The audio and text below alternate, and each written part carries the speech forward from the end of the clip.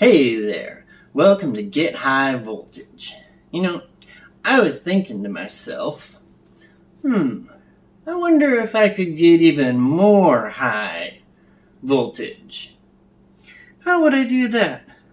Well, I suppose I could try using cannabis extracts like this, or I could use a voltage multiplier like this. Why not both?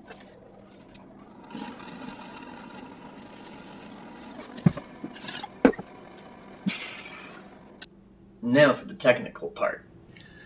The voltage multiplier is a circuit that takes an AC input and multiplies the voltage in that by many times depending on the number of stages in the circuit. It uses capacitors and diodes, charging up the capacitors and putting them in series, using the diodes to prevent the drain of them. So to be building this voltage multiplier, I picked up some capacitors, some ceramic capacitors that are 1 nanofarad, and they're rated for 20 kilovolts, so 20,000 volts. And they look like this.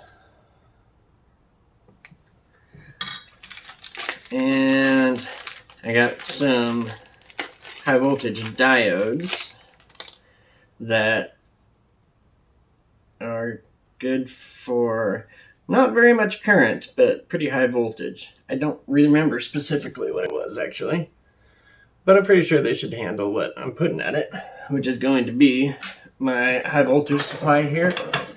Gives somewhere between, I don't know, it definitely gives over 10 kilovolt, maybe 15.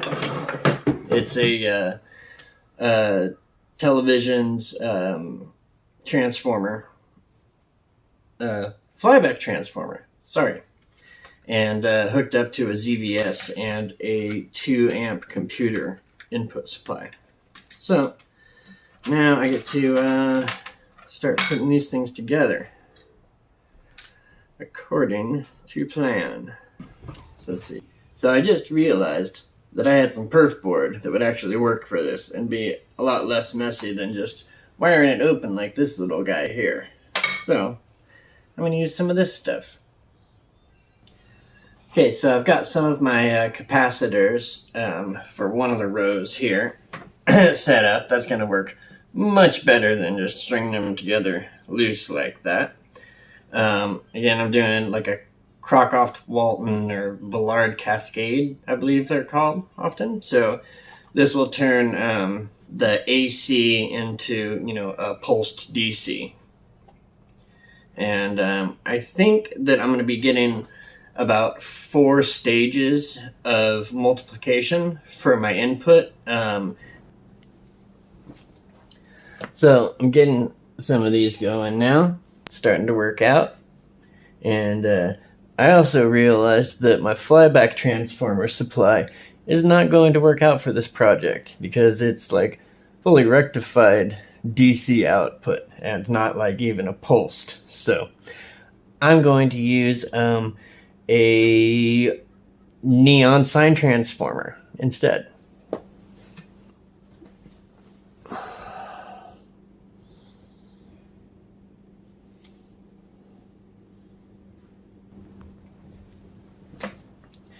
Okay, so I've got all the capacitors in, and so I'm going to solder those up and then put in the rest of the diodes.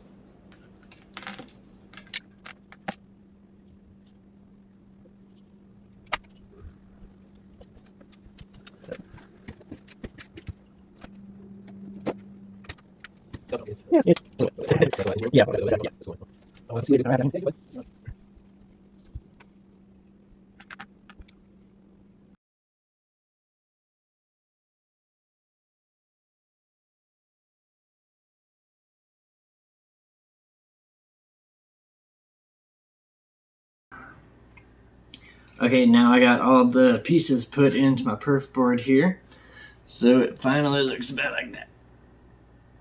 The back of it, looks kind of ugly like that. I'm going to solder it and then clip all those ends down.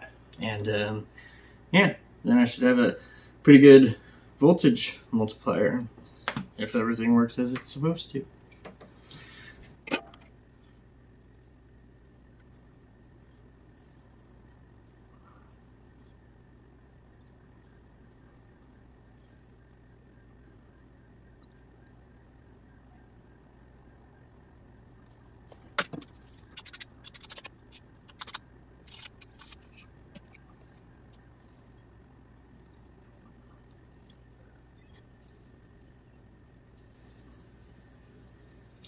If you're doing this from home, you should use a fan to suck away these solder smoke fumes so you're not breathing them all in.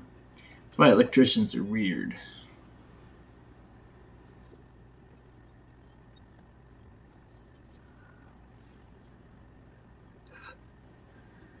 Okay. I think this thing is soldered. Now, to clip off all of these little end doodads.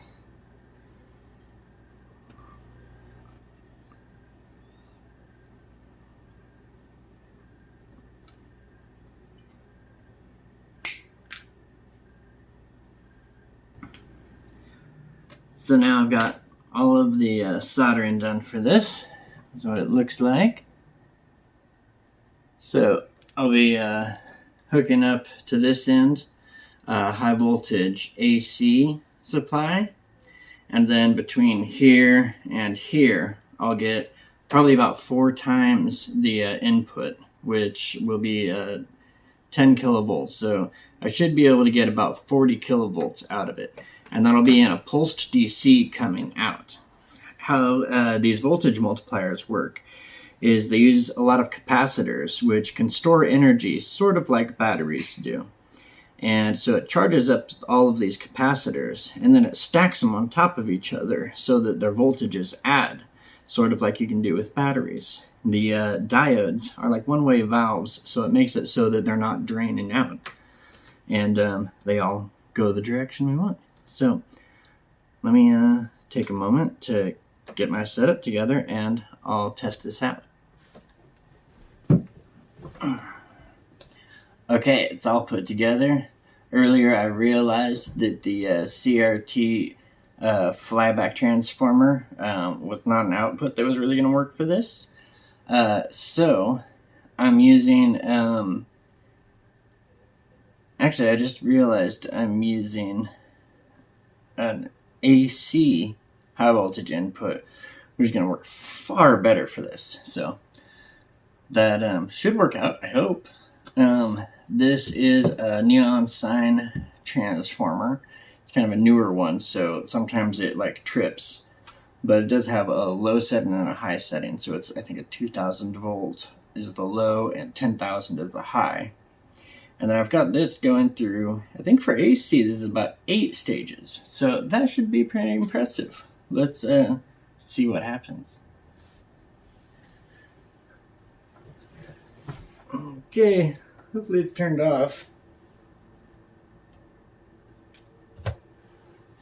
And it has a pull chain. Well, it worked.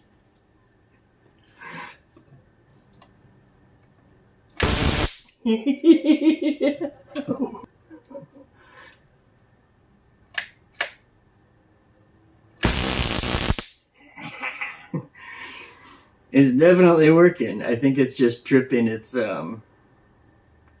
ground fault on the secondary. Oh, okay, now I smell something. Maybe that needs to get, Alright. So I definitely burnt something. Let's see what it is. Oh! Yeah, you can see. So. Oh, just straight across that one capacitor. So I've had a few times where things have shorted and this thing's caught on fire here. I'm not getting able to test it how I want, but I'm making the house very good and smelly. So I think what I'm going to try and do is submerge it in a little bit of oil. So the oil should help to insulate it, and hopefully that will, it'll work then, and we can see how well this multiplier works. So.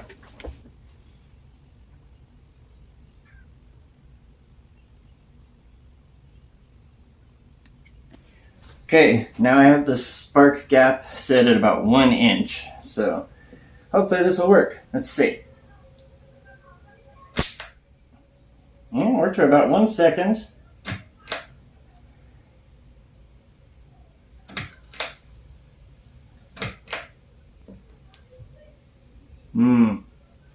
Yeah, I'm still getting it arcing across that first capacitor there. I think I've got too big of a carbon bridge. So, I don't know if I'm going to finish it today.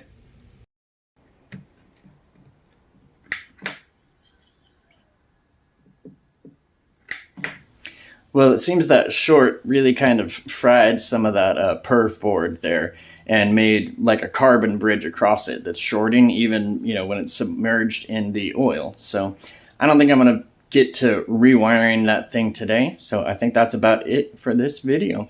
I hope you enjoyed it, and please like and subscribe. Have a great day. Get high voltage.